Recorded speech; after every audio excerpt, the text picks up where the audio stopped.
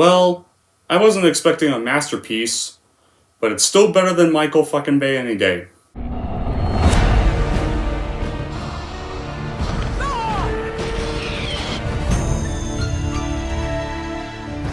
Those were up, and they did. We're smart, and my...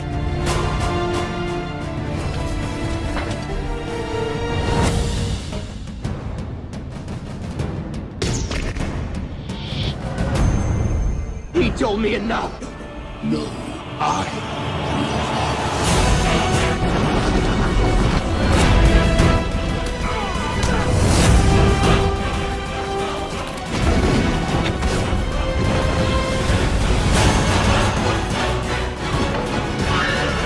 Here's Chuck.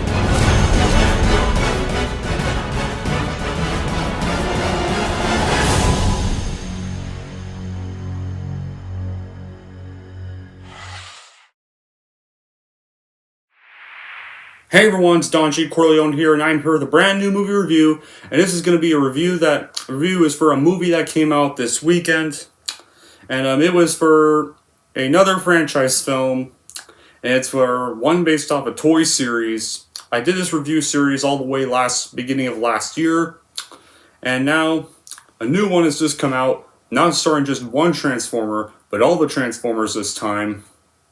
That film is going to be for none other than this weekend's Transformers Rise of the Beasts, not directed by Michael Bay, and part of the new reboot series. So, what's the plot? Well, set in the 90s, a decade after Bumblebee, Rise of the Beasts takes audience on an action-packed global routing adventure as the Maximals, Predacons, and Terracons join the battle between the Autobots and the Decepticons on Earth. Noah, a sharp young guy from Brooklyn, and Elena, an ambitious, talented artifact researcher, are swept up in the conflict as Optimus Prime and the Autobots face a terrifying new nemesis bent on their destruction named Scourge. Well, yeah. So, how was this made? Well, in December 2018, when asked about the future of the Transformers franchise, producer Lorenzo Di Bonaventura stated that another big Transformers film would be produced, and that it would be different than the ones they've done before. And he described the process as more of an evolution, and that there was more freedom to create what they can do with it. And after the success of Bumblebee that year, he even said the series would make some changes in tone and style. He was inspired by the film. Bumblebee director Travis Knight said his goal is to return to his animation studio Leica, though he acknowledged that he has a few ideas for a sequel. And John Cena even expressed interest in reprising his role in the Bumblebee sequel, and when writer Christina Holsten even knew where to go with the next one, then in late January 2019, a sequel was announced, and in March, Di Bonaventura confirmed that they were developing a script for a Bumblebee sequel. And then, of course, in January 2020, a year later, Paramount was reportedly working on two different Transformers films, one written by James Vanderbilt and another written by Joby Harold. In November, Stephen Cable Jr. was hired to direct Harold's script, and in February 2021, it was revealed the film was going under the working title Transformers Beast Alliance, hinting at the introduction of characters from the Beast Wars franchise. During a virtual event held by Paramount in June, Di Bonaventura and Cable revealed the official title would be Rise of the Beasts. It was going to be both a Bumblebee sequel and a Beast Wars film in one, somewhat, and confirmed that it would feature the Maximals, the Predacons, and a new take on the Terracons faction. And the film's tone was heavily influenced by Terminator 2. And then in an April 2023 interview, Di Bonaventura said the film story would have a character arc for Optimus Prime prior to the 2007 film, akin to Bumblebee in a self-titled film. Then in May, Cable said the events of the 2007 film would be preserved, but that the story would be standalone, that ultimately they would need to know that they're trying to get back to Cybertron. And then, after the film was shot and marketed, Rise of the Beasts had its premiere at Marine Bay Sands in Singapore on May 27, 2023, and was released in the United States this Friday on June 9, 2023 by Paramount Pictures. And for the reactions so far, it's received mixed reviews, from critics praising the direction, action scenes, and cast, but the story and particularly the climax have been criticized. Now, as for my reaction to this movie, well, you should all know I've never been the biggest Transformers fan. Yeah, I did have some of the toys, and did watch a few episodes of the Energon series in the 2000s, and I did love the first 2007 movie, but Transformers was just never my thing most of the time. A lot of my YouTube pals really enjoy this franchise, but well, I just could never get into it. Especially because of the 4 shitty sequels to the 2007 film we got, are proof as to why I'm not a Transformers fan. But thankfully, we did have one follow-up I loved, and that was the 2018 reboot Bumblebee, the previous Transformers outing. That was exactly what we needed after too many bad Bay outings that were just not working, and the Bay series just needed to die. So, my hope was thankfully renewed when we got a finally good Transformers cinematic journey, and this one got me interested. So when I saw the movie this week, it was, okay. Not as good as 2007 or Bumblebee, but definitely still better than Revenge Age and Night combined. And I'd say it's more like in the reigns of Dark of the Moon, where both have their moments, but they still fall flat on a lot of areas. Sorry guys, but it's just kind of my honest opinion. Like, the idea of the story revolves around the Maximals joining forces with Noah and the Autobots as they work together to defeat the menacing Scorch and the Terrorcons in a battle that could potentially be the fate of the world. And this film was actually funny and witty like the whole original movie, and it provides tons of action, too. And those who loved Beast Wars will actually really get a kick out of this. And heck, there's even some references to Energon as well in here. Like Unicron, which I remember being a little familiar with. So there are some Energon references in this one as well. And they hit perfectly on all the casting here. Like Tobe Nguyen was natural and hilarious, and they infused the right amount of new blood into this franchise to give it the spark it needed. And this film even got straight to the point. The plot was very direct. It wasn't all edgy and dark, doomsday apocalyptic like the Michael Bay movies. This one was actually This one was more of a direct plot as well. It was about maybe more around the first Transformers movie, around there. And it's definitely a great new first film to kick off a new, better trilogy here. And with some new stuff, I hope this trilogy plays out perfectly. And it's a trilogy Transformers fans can finally have. And the film does take a bit of time to build up in certain parts. It does contribute to the overall experience. The camera work is pretty flawless, and providing a fresh and new perspective for viewers. Anthony Ramos surprisingly delivered a very outstanding performance as Noah Diaz, effectively portraying a range of emotions and going above and beyond to embody the character. And Peter Cullen, the legendary voice of the heroic Autobot Optimus Prime, presents this perfectly new side of Prime that we have never seen before, adding depth to the character. And Peter Dinklage takes on the role of the perfect villain Scorch, adding a scary, creepy, and dark twist to the story, a crucial element that superhero movies today often should need to have. And the message of never quit and keep getting back on your feet resonates strongly throughout the narrative, and it's important as well. I think it's an important message in this movie, so I like a Transformers movie that has a message like that. And yeah, and once again, like, only Peter Cullen can play Optimus Prime. Only Peter Cullen. Sorry, and I don't know why they're recasting Optimus Prime in this animated film we're getting. I don't get that. That just seems very stupid to be doing. But thankfully, we're still having to. Hopefully, we get more live action films that still continue to use Peter Cullen's voice work, and hopefully 2 more films to finally have a good trilogy. Well, let's face facts, guys. Like, the bar quality for Transformers is just not very high. Michael Bay's 2007 original is great, 2018's Bumblebee is also great, but 11 years between those, films like Revenge of the Fallen, Age of Extinction, The Last Knights are just all varying levels of crap. Dark of the Moon, yes, it's fun at times, but it still has some of the same Michael Bay problems, except not as much as the other 3 I mentioned. In 5 years since the release of the last movie, like, coming back to the world of robots in disguise, the bar is basically, please don't suck. And thankfully, Transformers Rise of the Beast did not suck. It ends up being entertaining. And it's definitely a good thing for a Transformers fan and a Transformers movie in general. It's what Transformers fans want in a Transformers movie. Just mindless entertainment, robots fighting each other. That's what Transformers fans want to see. On plot terms alone, the sequel or prequel is packed with noggin scratchers, such as, like, why do the Maximals, these giant robo-animal things lifted from a late 90s toy line and kids' cartoon, have fur and leathers poking out between their metal bits? And if they're from another planet, why do they bother looking like Earth animals, even on Earth? isn't really much of a disguise. Like, how would a gorilla ever mistake the mighty Joe Yun-sized steel-faced Optimus Primal for a potential mate? And another thing, if the Autobots have only been on Earth for 7 years at this point, why is one of them a rusty old World War II cargo plane? But it doesn't matter though. The movie even succeeds in delivering spectacular visual effects, like stunning cinematography and exhilarating fight scenes that showcase the diverse abilities and personalities of the Transformers. The movie even pays homage to the Beast Wars storyline from the animated series, featuring fan-favorite characters like Cheetor, Ariazor, Rhinox, Nightbird. The movie even introduces some new and interesting Transformers, like Mirage, like this spy who can turn invisible, an RC, a female motorcycle bot who can hack any system, and Stratosphere, voiced by the legendary Bender himself, John G. DiMaggio, the World War II plane, who can transport other Transformers.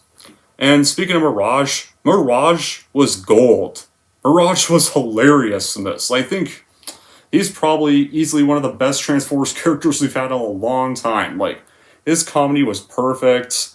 Like, one moment really got the whole theater laughing is when Noah is introducing Mirage to his younger brother who's on special needs, and he's trying to get that job so he can pay his brother's special needs and stuff, treatment and stuff, and like one of the things Mirage says is like, "You were inside me," because like Noah's literally inside Mirage, kind of like riding inside while Mirage was pretty much driving himself, because usually whenever a human steps foot in a Transformer like vehicle, that Transformer drives itself. We know how that goes, but yeah, that got the whole theater laughing. Just about everybody laughed in the theater laughed at a lot of Mirage's lines. Mirage was like the scene stealer of this movie. Here. And the movie even benefits from having charismatic and relatable human leads, and they have some good chemistry and humor, like Ramos and Fishback play Noah and Alina as ordinary people who get caught up in an extraordinary situation. But they also have their own dreams and struggles, like Ramos portrays Noah as this loyal and courageous hero who uses his skills and wit to help the Autobots and Maximals, and Fishback portrays Ellen as a smart and curious researcher. I got her in a bit, guys, but she also holds the key to unlocking the secrets of the Transwarp Key, this ancient artifact that can transport anyone across time and space, and the movie even explores their backgrounds and motivations, like Noah's family issues and Alina's career aspirations. Now when it comes to Noah himself, sure. Yeah, Noah was no Charlie from Bumblebee, per se. I mean, I thought Haley Steinfeld's character in Bumblebee was still a better human lead. But Noah was also a pretty likable human lead as well. And when it comes to, like, between, like, as much as I hated Age of Extinction, I did like Mark Wahlberg's character Kate in that movie. Didn't bother watching last night, though. I heard he was pretty hateable last night. So I can't really say much about it. And I don't want to watch last night anyways, But honestly, I thought Cade was probably the only redeeming quality about Age of Extinction. Like, I don't know why either Cade or Noah could have been the two of the leads in the first 3 Michael Bay films, which is 2007 Revenge and Dark. I don't know why one of these two guys could have been the human lead in the first 3 Bay films instead of Shia LaBeouf. Or, I mean, annoying as fuck prick Sam, who only worked in the first film, but in the sequels, he just became annoying and insufferable. Especially Revenge of the Fallen was probably his worst. And yeah, Anthony Ramos gives a really good lead performance. He's definitely the one that's easy to root for, and has generally strong relationships with Optimus Prime and Mirage.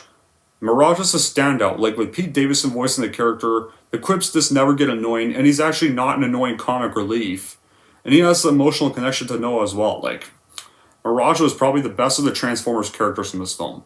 And Peter Cullen, he's always perfect as Optimus Prime, and it's undoubtedly some of his best work in the live-action films. It's what Bay was going for with his later installments, but done better. Optimus Prime is not the ideal leader, but this broken one carrying the weight of the world on his shoulders. And Stephen Cable Jr.'s direction is strong overall. He's not Travis Knight, but he still has a pretty strong direction. The fights do get some chaotic, but a second act chase and a third act final battle are still a lot of fun. The music by Johnny Bontemps wisely chooses to lay off the nostalgia for the most part, creating its own epic score using classic pieces sparingly. And yeah, the story is pretty simple. Noah Diaz has to find a key to help the Autobots get home, and a planet-sized transformer called Omicron is out to destroy all worlds as they feed him. The movie has some decent action scenes, like Noah and Lena are good in their chemistry, it's decently enjoyable, and Pete Davidson's Mirage is a good Autobot. The comic relief, which is like non-stop, the comic relief does not get annoying in here like a lot of comic reliefs usually get today. No, and his comedy is not forced like Marvel's today. His comedy, it's much sadder knowing that a Transformer has better comedy than just about a majority of Marvel movies today. That's just, doesn't that feel sad for Marvel? When a Transformer has better comedy than your own movies today. Because his comedy is not forced, and it's not cringy like She-Hulk humor or Thor Love and Thunder humor. His comedy here works. This CGI is pretty okay overall, some not good moments. The score was good. One thing though that gets kind of a bother is that the blasters choose what they inflict damage with sometimes. They do nothing, while others it's kind of a devastating blow. And most of the time when the Transformers are on screen, it's fun. Mirage is this wonderful fun character. I like seeing his interactions with Noah. At times, and like there's this emotional moment near the end where Mirage nearly sacrifices himself so Noah can get the key. But then like his armor assembles onto Noah, creating this suit for Noah in a way so they kind of both are kind of one and they kind of both team up in the final battle in a way. And there's a great car chase scene with him early on. We introduce him where he kind of clones himself all these other cars, distracting the police officers, which is also this funny moment. And when Optimus and the rest of the game meet Noah, they're like, "You made a big mistake, Mirage. We're going to talk about this later." Yeah. And Optimus, his character was well written. I think this is probably the best. This is probably the best he's been written in the live action films. Because he's not just this big noble leader. He has problems to confront, and it makes him feel more like a character here. And even Bumblebee does have a great scene here. And it actually has my favorite scene of the film, but the problem is though, sometimes Bumblebee gets a little underused in this movie. And the visuals were great to see. Every shot just felt polished and colorful. But guys, I hate to say this, but I have nitpicks. And first one's going to be an obvious for any Transformers fan. Like the Bay films, first off, we still have way too many human scenes. Now, the human scenes here are actually not nearly as insufferable as in Bayformers, but sometimes they just kind of get a little useless. Like, come on, we can't just get one Transformers movie about just the Transformers taking on threats. Like, I wish you could have had one, like, it'd be nice if we could just have one whole movie be set entirely during the war on Cybertron, kind of like that 1984 animated movie was, except it'd be live action, does not kill off Optimus Prime early at all. Yeah. We kind of sort of did at the beginning of Bumblebee, but could we have a prequel film to Bumblebee about all of that? And then the ending scene kind of leads into the beginning of Bumblebee. Now that would be a pretty good Transformers movie.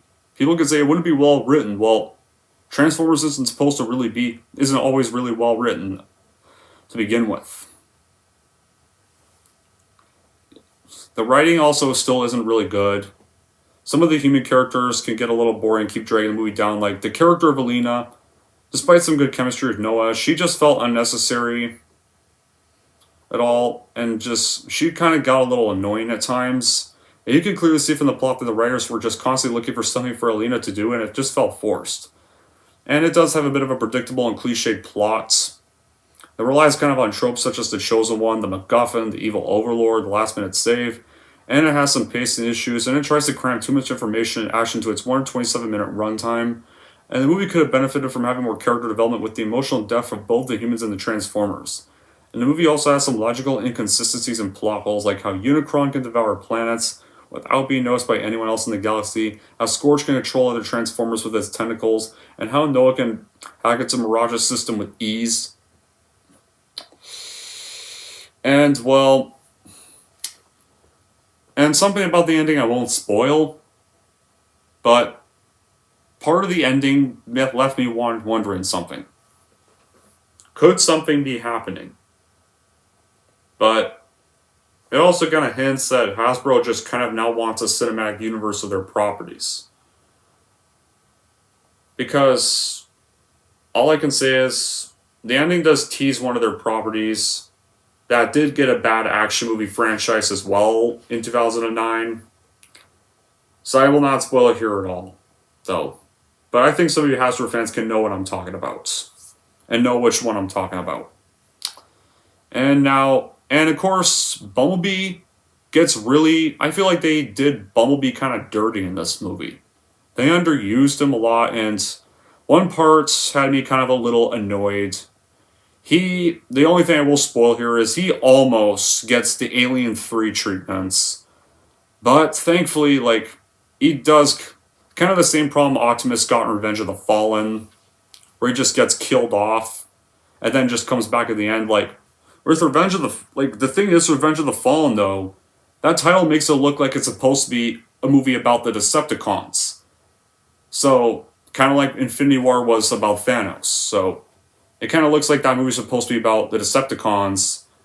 And I would have rather it actually made Dark of the Moon a reason to be made.